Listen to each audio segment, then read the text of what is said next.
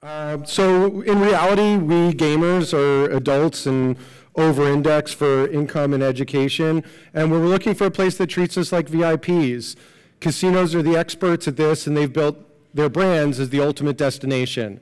So today on our panel, we have Kingsley Edwards. He's the founder of Leet and co-owner of Rogue. Nathan Ting is the business development manager of Gamblit Gaming, and Seth Schorr is the chairman of Downtown Grand. I'll let each of them just introduce themselves and their companies a little bit, and then we'll get right into the discussion. Okay. Hi, my name is Kingsley Edwards. I'm the founder and CEO of Leet. Originally, we actually started as a skill-based online platform where people can play against each other for Bitcoin and popular video games. More recently, we started in B2B and working with Seth in the Downtown Grand. And I'm originally from Vegas, and we always saw the convergence of esports and video games to casinos. So we've been focused on that for the past year and a half. And more recently, my company Leet got acquired by Unicorn, which is a online esports book.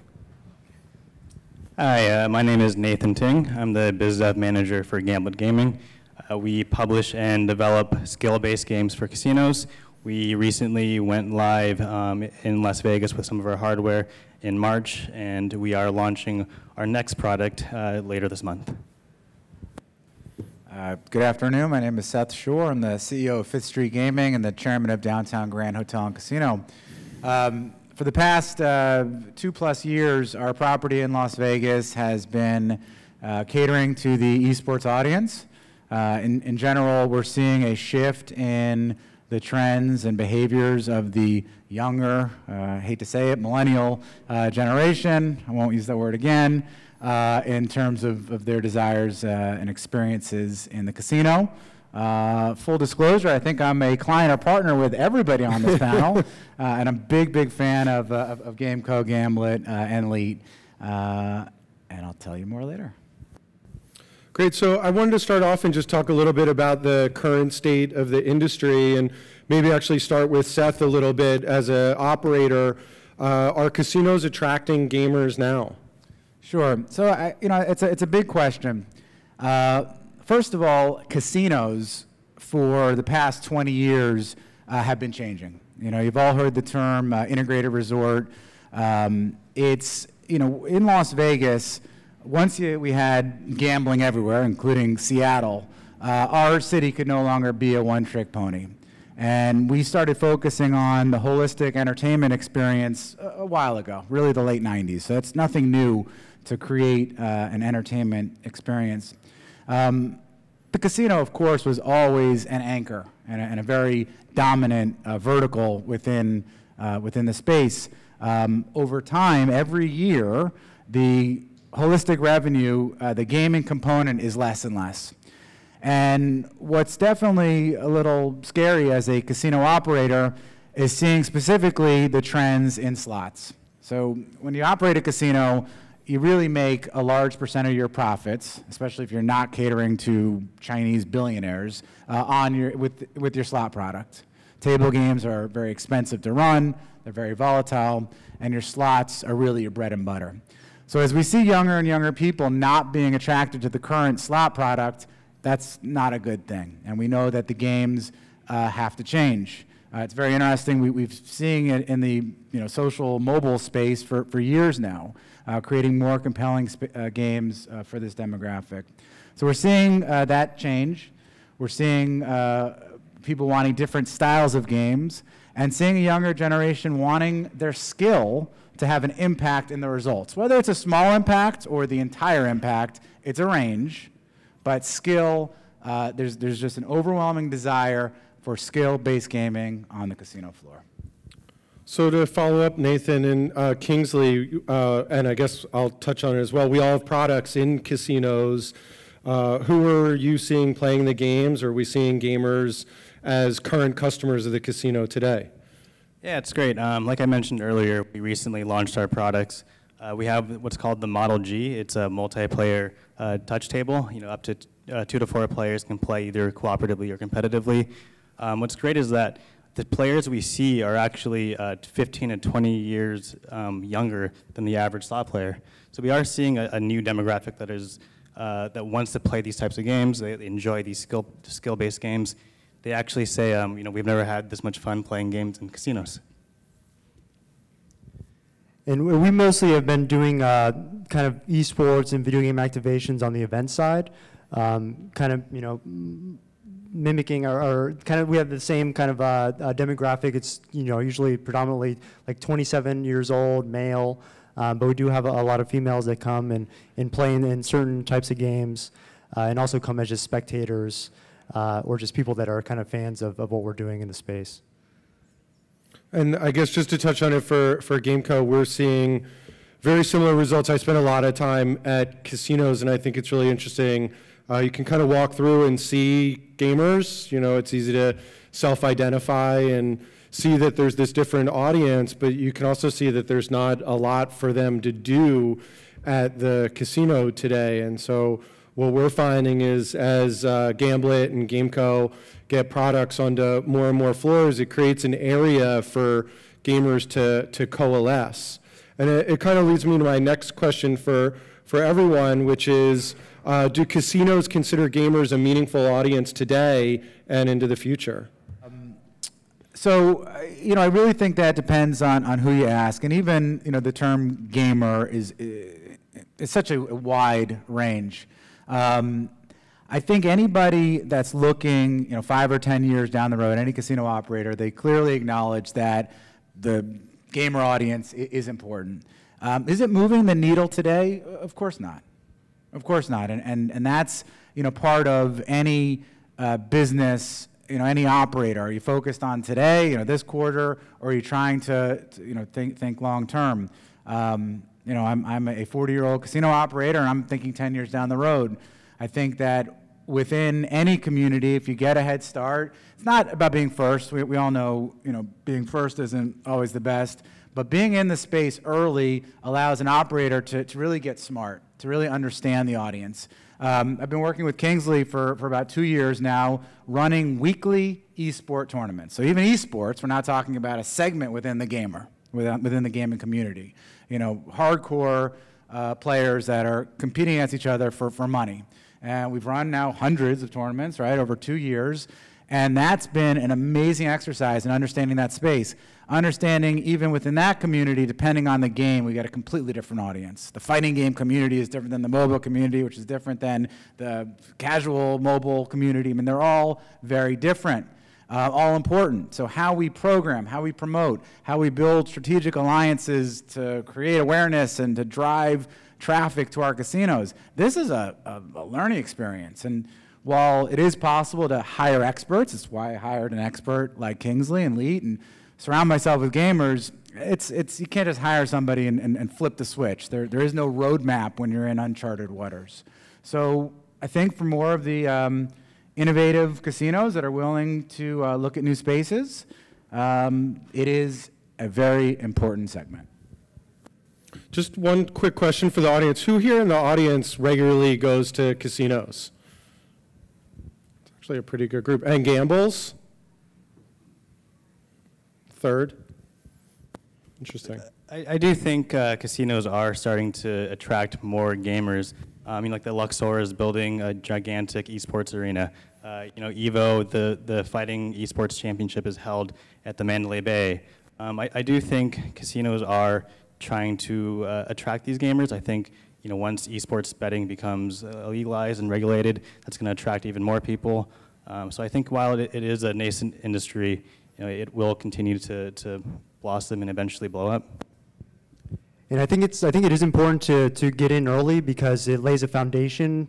A big thing with, you know, gamers is the experience being authentic. So if they just see some, you know, large casino group or other corporation that's just, you know, trying to kind of shove esports or video games down, you know, gamers' throats, it comes off as just, you know, not authentic. So that was one of the issues when we started actually with the Downtown Grand, is really kind of bringing that authentic environment for the gamers where they feel comfortable to play.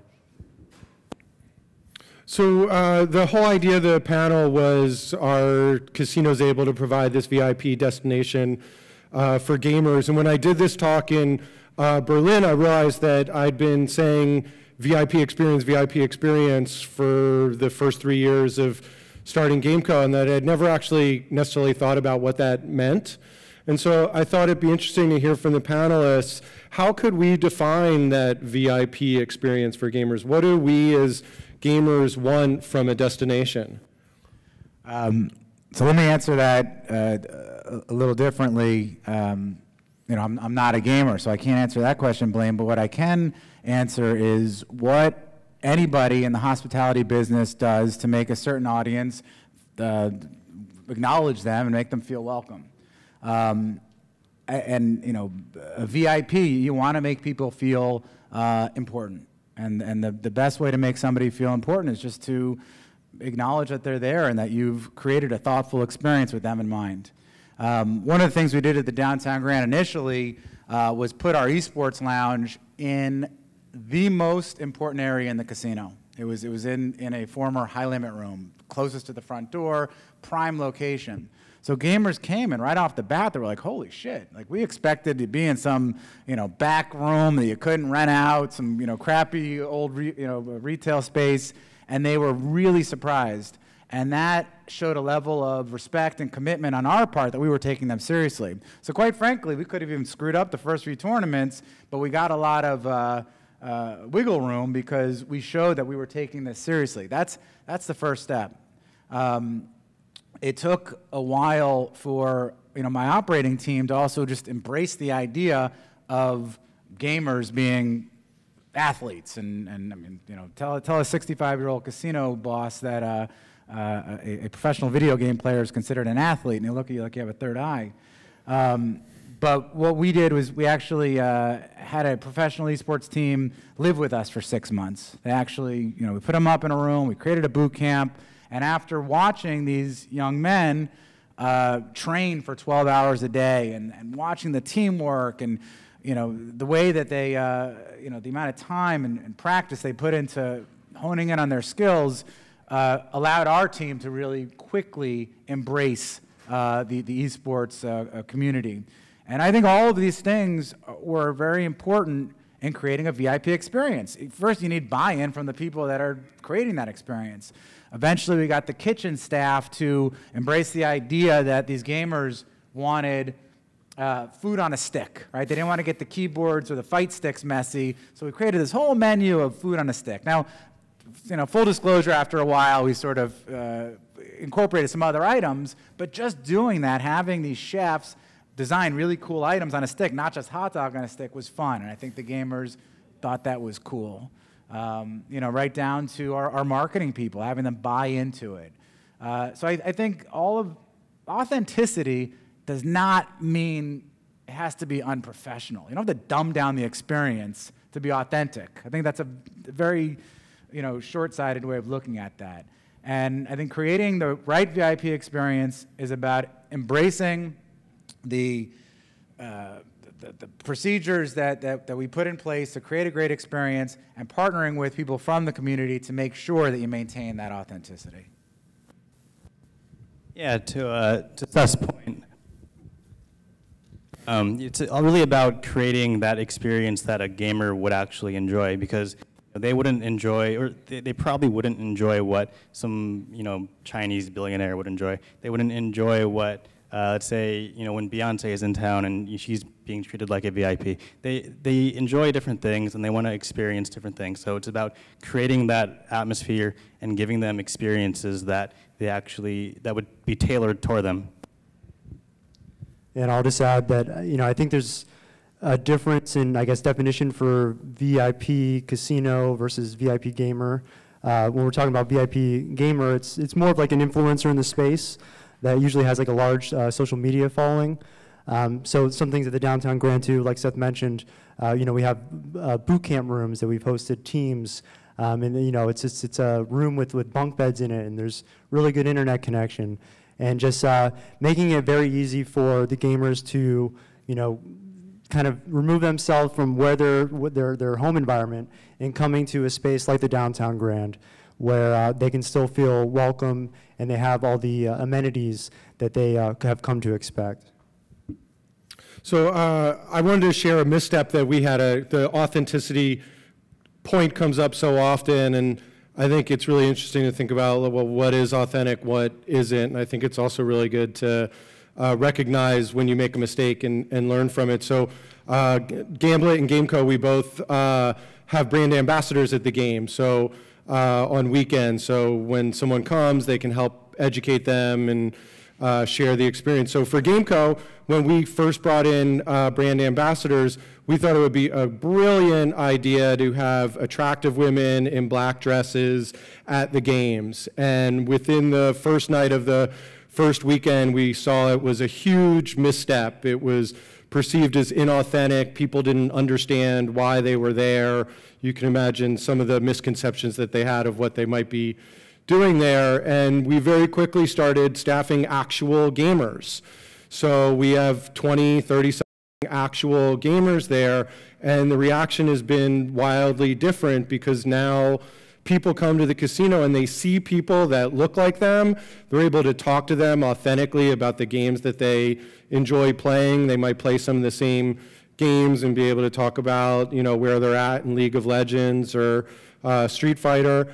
And so it was those kinds of early mistakes where you think about, well, you know, the history of the casino is these, you know, sort of scantily dressed, attractive hostesses and servers. And, you know, we tried that initially, and it just rang so inauthentic to the audience. So I just wanted to touch on, for me, I've spent a lot of time thinking about this now. And if people have feedback later, I love talking about this. I tried to distill down what are the pillars of a VIP experience, and I wish I'd included the slide. I'm sorry I didn't, but I distilled it down to 4 pillars. The first was brand. What's the brand that you're building? Your brand promise, the value, authenticity, and the community that you're creating. The second was the environment. We're at the casino because it's such a unique, appealing, quality, and efficient environment. You know, why is it better to have an esports event or a video game experience at a casino versus a conference center or a stadium? It's because of the environment. The next is the experience, as Seth said, just acknowledging that a group is there and that you're providing something for them and making it personalized and meaningful. And the last is the culture. And Seth and Nathan and Kingsley touched on this as well. We have a lot of education to do as people working in the casino space to help people understand the culture of the gamer community. And so for me, brand, environment, experience, and culture were really what I distilled down this idea of a VIP experience. So I want to kick it back to Seth for a minute. You touched on a little bit where you started. Given that Downtown Grand has probably done more work than any other operator with casinos and gamers, can you talk a little bit about the evolution of where Downtown Grand started and where you're at now? Sure. I started looking at the space about 2.5 years ago. Somebody planted a seed in my ear that people were betting on games online. Right? People were betting against each other on video games. Oh, that sounds interesting. We should do that on the casino floor. Well, very quickly I learned about esports, and very quickly I realized having 2 people or 2 teams compete against each other on the casino floor for money was going to be quite a process. And that I quickly realized that holding tournaments was a way to be able to activate the casino floor with video game tournaments immediately. There's some wiggle room in the regulations in Nevada that allow for tournaments and contests as opposed to peer-to-peer betting where the house takes a rake. So we rolled out tournaments, and we still do that today, and I think they've been very successful. But what we also realized is, while coming up with new ways of betting is important, and something is still a part of our holistic strategy, creating a hospitality environment and a place for gamers to come is equally as important. So having viewing parties and after parties. We had a massive after party last year with Team Liquid where 1,500 people came. We've had parties during EVO. We have viewing parties. I think this month during the LCS finals, we're going to have viewing parties throughout the month. So what I noticed is there's a void in the country, in the gaming community, for a real permanent destination for gamers, right? We've all heard, maybe you've been to, the Staples Center when it gets sold out for the LCS finals, or Madison Square Garden, or BlizzCon. I mean, we know that tens of thousands of gamers will go somewhere for a weekend. And there's, mom and pop LAN centers throughout the country, and there have been for many, many years. But creating a permanent destination for gamers seemed to be an opportunity. And that's where we're heading with our hotel.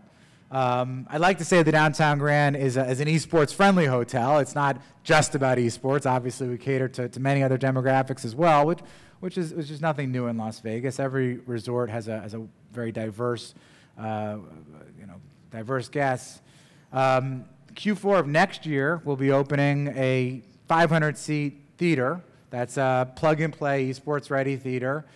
Really what that means is, the connectivity of the internet's flawless, zero latency, that it's really built with streaming in mind. So there's shoutcasting, broadcasting studios, and all of the right things that are important for an esports studio. Mind you, other types of events will also benefit from having that technology integrated. So it's been a real learning experience. It's been a big evolution for us. The good news is, after 2 years, it continues to make sense for us, economic sense, and we will see what the future has in store. So I wanted to bounce around a little bit. Kingsley, I was thinking maybe you could talk a little bit about the products and services that you're offering for casinos, and then I know Nathan has some slides on Gamblit's products and services. So we have a tournament platform that we developed where it's built from the ground up with casinos in mind. So casinos will own the player data information, and there's certain things that we can do. There's analytics that are built in that help the casino learn about the behaviors of all the players. With Unicorn, we have an online esports book that's licensed and regulated in Australia and the UK. And then we also have some IP involved with skill-based gaming that will be coming online, hopefully by the end of this year or early next year. And we have a whole bunch of other ideas that we want to implement and start building. So lots of exciting stuff in the future. So like I mentioned earlier, we recently launched product earlier this year. It is called the Model G. It is our multiplayer surface table. 2 to 4 players can play cooperatively or competitively. Right now, we are live in about 15 locations. Overall, the feedback has been overwhelmingly positive. Players love to play the games. Like I mentioned earlier, the average age of the players are 15 to 20 years younger than the average slot player. And so far, I'm happy to say, that, at least for us, that we're batting 1,000 on those games. The next product that we have coming out will be the TriStation. It is our single-player hardware. It's going to be launching later this month. So right now, we have 4 internal games that are going to be on there and 2 partner games.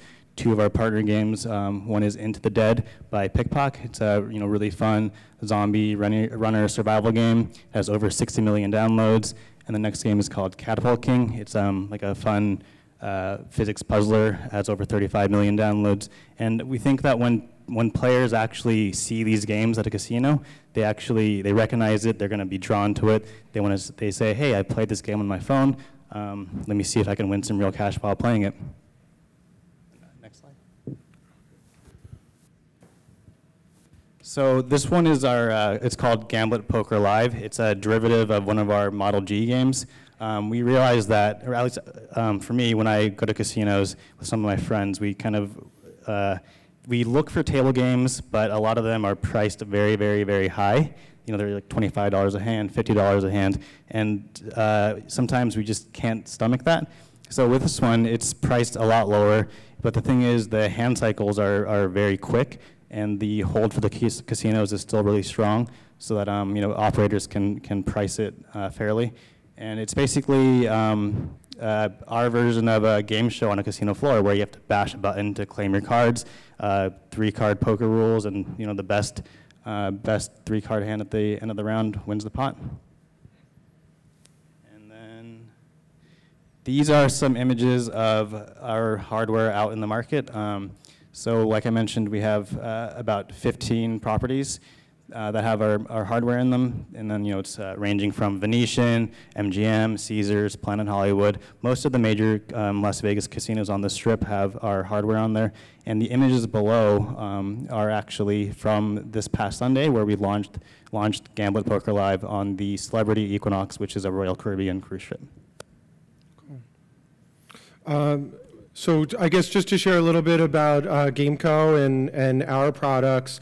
We work in a similar space to Gamblit in the skill-based gaming or video game gambling space. And this slide really brings together everything that we see about the casino of the future and ability to create a VIP experience for gamers. We launched the first skill-based game or video game gambling products in November 2016, currently live in a handful of casinos today across the country and expanding quickly as well. And one of the big things that we find, and no surprise I think to this audience, is that the game genre really affects the demographic. So we partner with game developers and publishers. We don't actually make any games. We make the platform and offer an open API for developers to bring their games to casinos.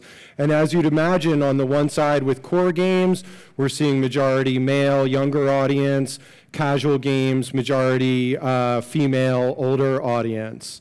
And so this is very much shown in who's playing, and it's one of the things I wanted to touch on is some of our key learnings to date. So Danger Arena is a first-person action game. 60% of players are male under 40. Pharaoh's Secret Temple is a match 3 game, much like Candy Crush or Bejeweled. It's made by a studio named Pirates Gold, who built the game for our platform. 60% of players are female over 40. And so what this allows casinos to do is to program and merchandise their floor. Today, as you'd imagine, there are more adult female gamers at the casino. There also happens to be more adult female gamers in the wider gamer community when you think about casual games as well. But we expect that over the next 3 to 5 years, casinos will become more and more of a destination for the core gamer audience as well. And so this can be seen in our game roadmap, and we're most proud, bottom right, of Soul Calibur. We recently announced that Bandai Namco is coming to the platform and bringing the first AAA games to the casino floor. We license a lot of other great IP, Star Trek, Terminator 2 is coming later this year, Vikings, Mission Impossible, and really working to bring these great brands to the casino floor.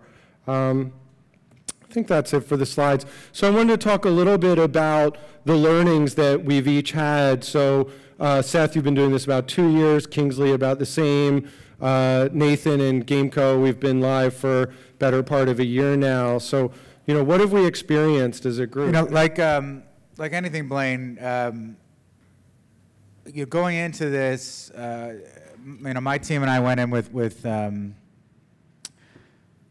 we were open to any possibility. And I guess what's been interesting is while we started looking at the space because we heard about people betting on video games online, it's opened up my eyes to a lot of complementary products. So obviously Gamblit and GameCo are creating exactly the types of games that our audience, I believe, wants.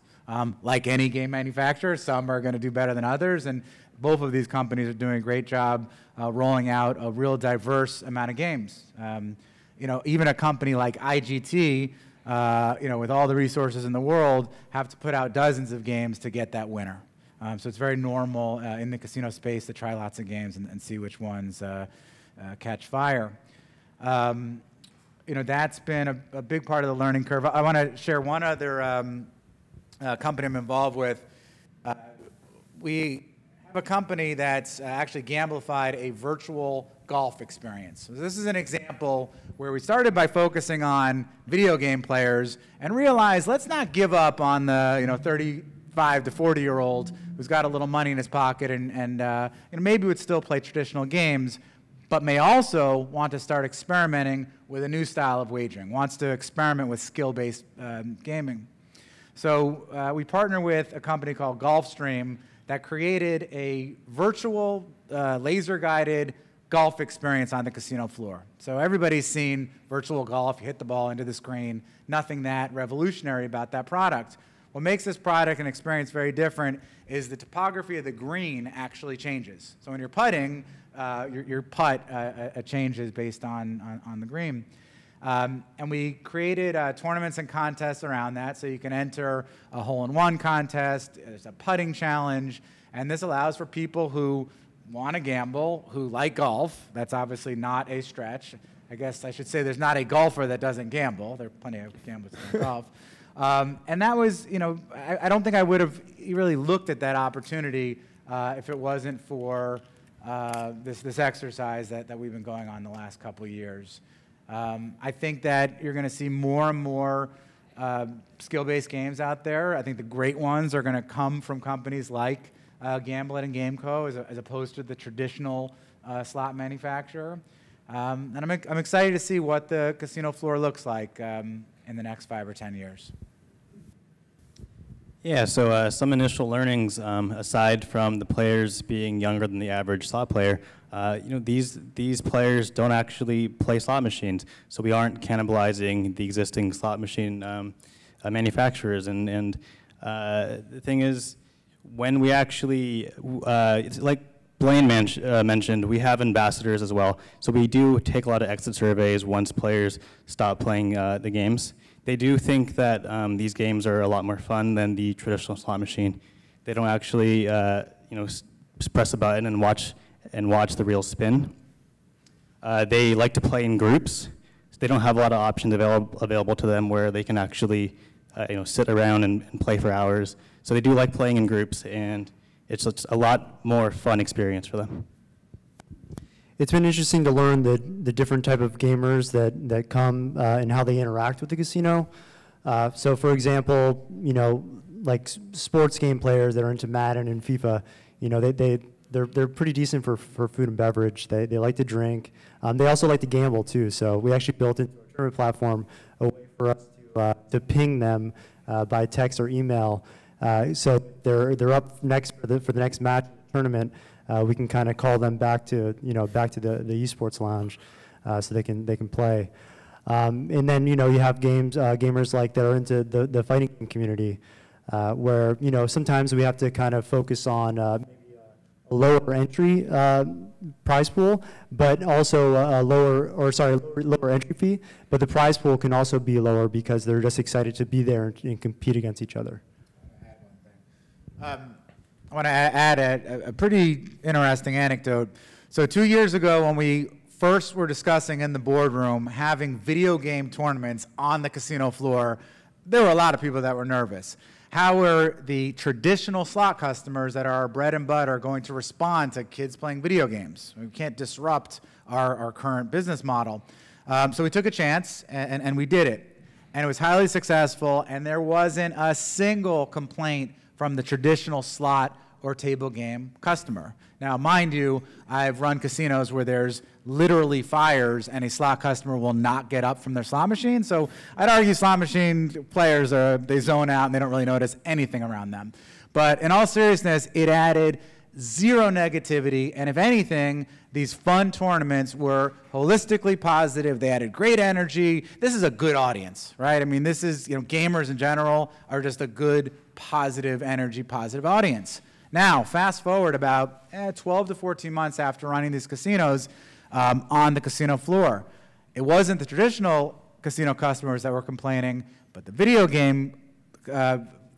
game players started to question whether they wanted to be on the casino floor. They didn't really love the smoke, right? So we're not going to go smoke-free. They didn't really love the music. They certainly didn't love the cheesy guy in the mic giving away the Corvette on a Saturday night.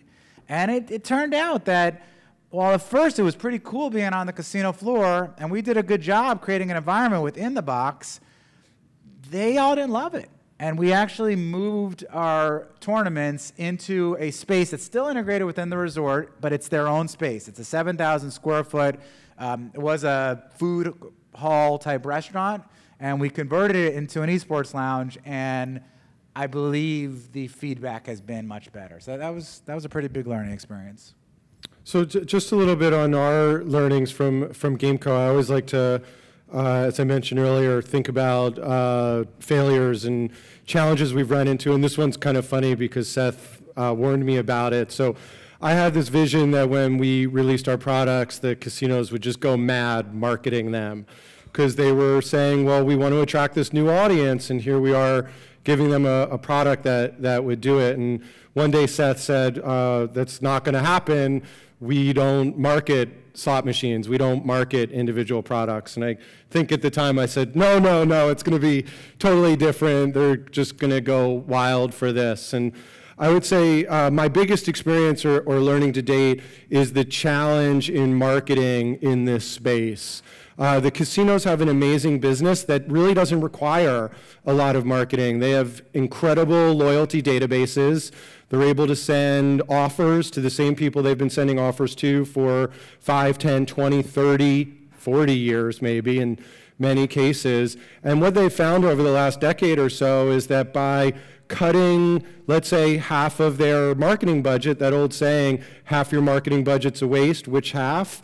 They've actually found out which half, and they've found that by cutting their marketing budget, it doesn't greatly impact their bottom line. And for the app developers in this space, I often use the example, I've made apps for about 10 years, and if you make a new app, what are you going to do? You're going to buy installs, and there's, let's say, 100 channels to buy installs, and you're going to find the channel or two that works really great for your product and your audience. As long as your CPA is lower than your lifetime value, you're going to pour money into that channel until you exhaust it. And even when you do, there's 10 more that you can go to. And so I would say by far what I've learned in the last 8 months of having products on the casino floor is the biggest challenge is bringing in a new audience. So on the positive side, our exit surveys show that 10% of the people playing our games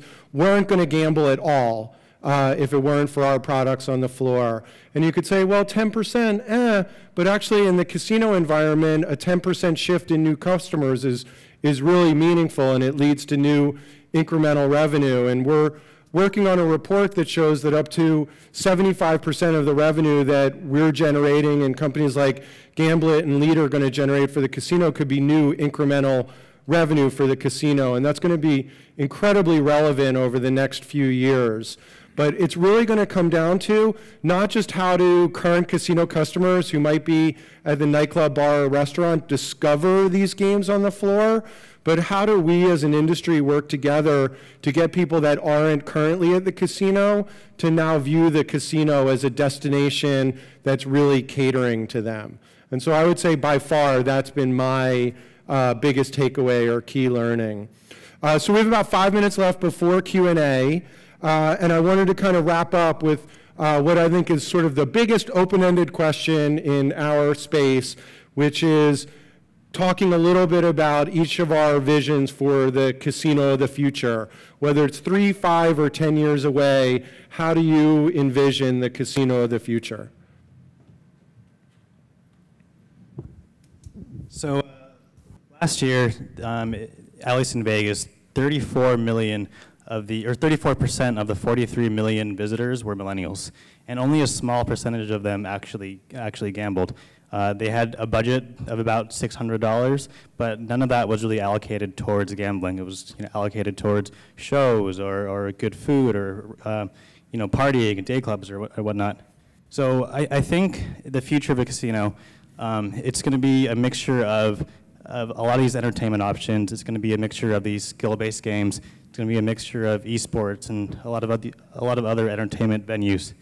But in terms of actually getting these new players to gamble, I think having good brands and good games plays a huge role in that, which is why Blaine is partnering with Terminator 2 and Soul Calibur, whereas at Gamblit we have Pickpock, we have Half Brick, and we have Leap of Sky as partners, where these are very well-known mobile brands, and if you actually see them in a casino, you'd be more attracted to them and want to gamble.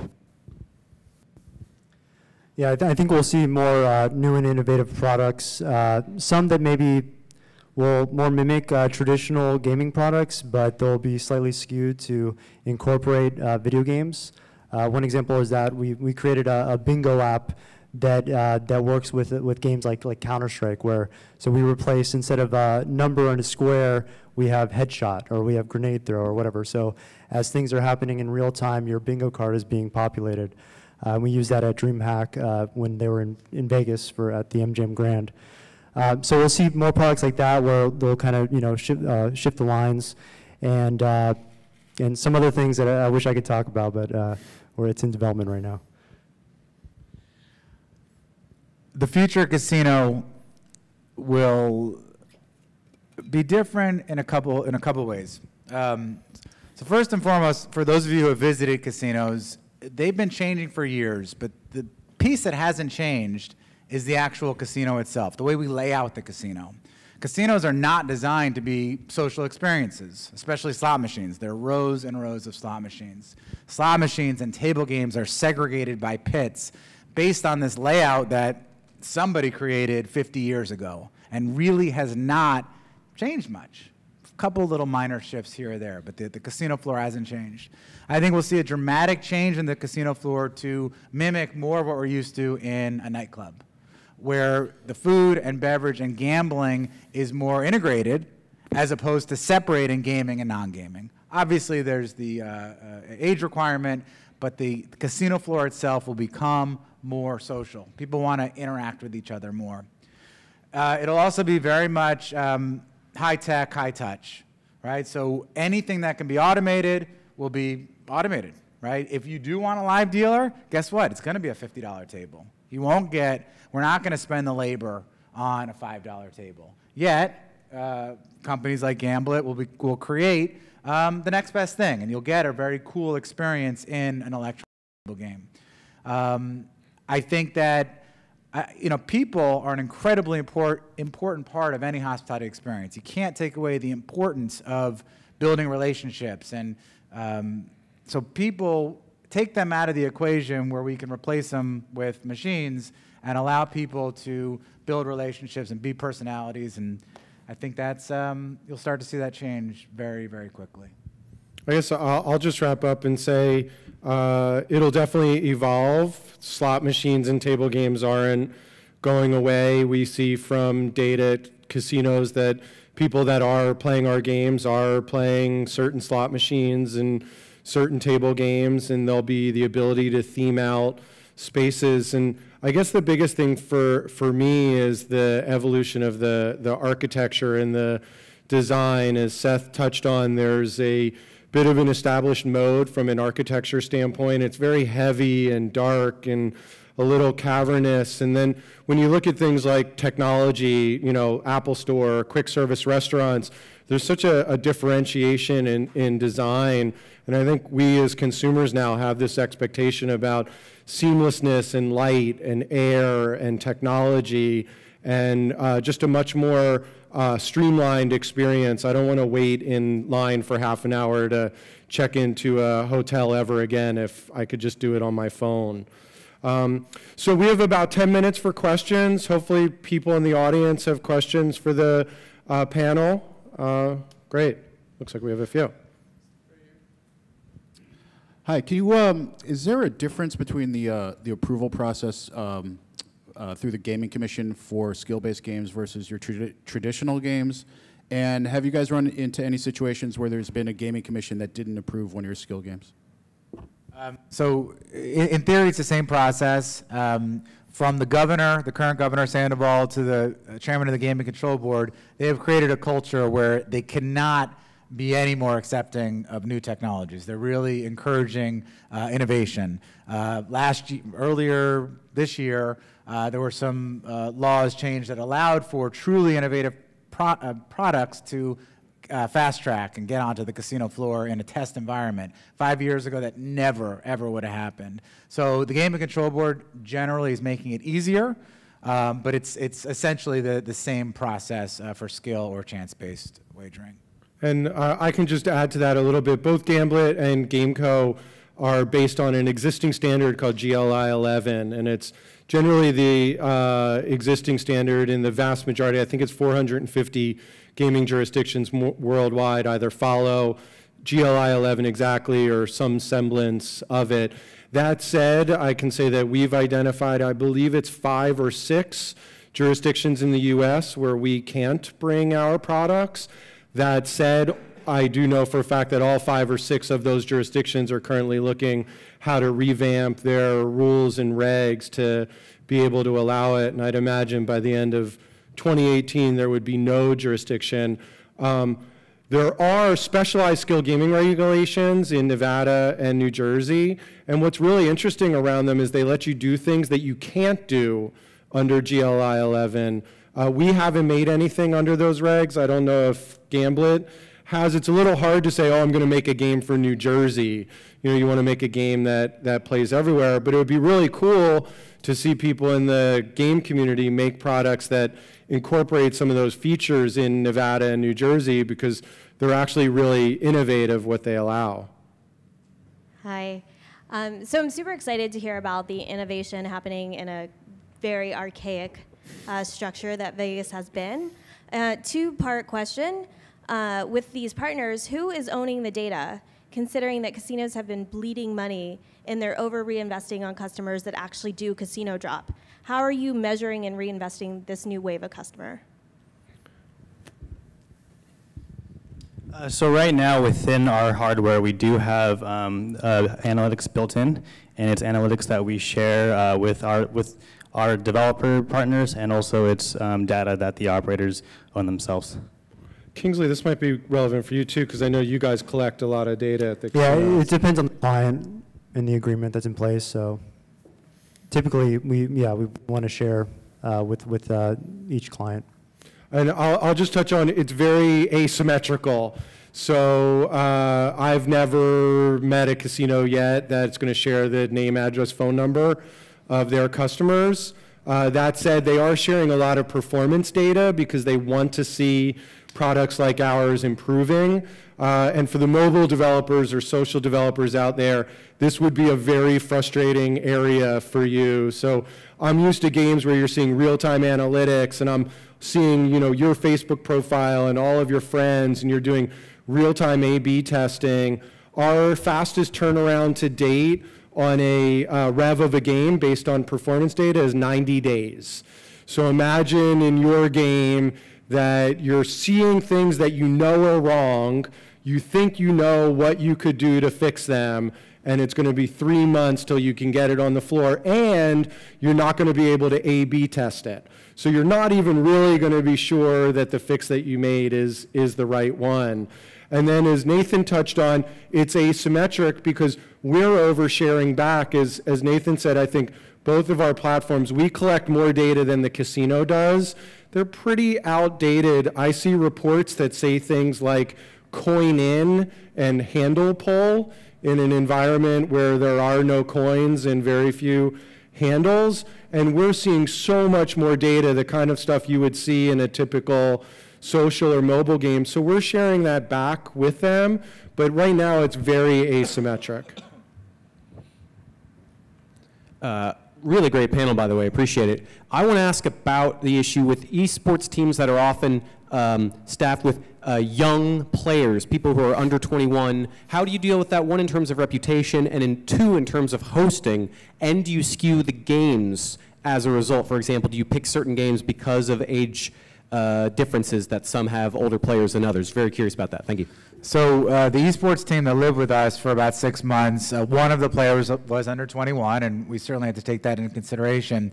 But in terms of the tournaments that we're holding on a weekly basis, when we first launched on the casino floor, and technically the room was adjacent to the casino floor, so it wasn't a part of the gaming footprint, we made a business decision to have 21 and older participate in the tournaments. We could have gone under 21, but optically it didn't look good that we were encouraging underage people to come to the casino.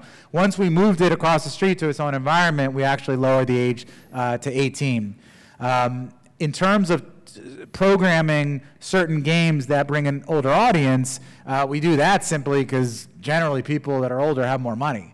So we've noticed that, you know, a 28-year-old is going to have a bigger budget than a 21-year-old, or certainly an 18-year-old. Anything to add, Kingsley, otherwise? Great. Well, thanks, everyone, for joining, and thanks to the panelists.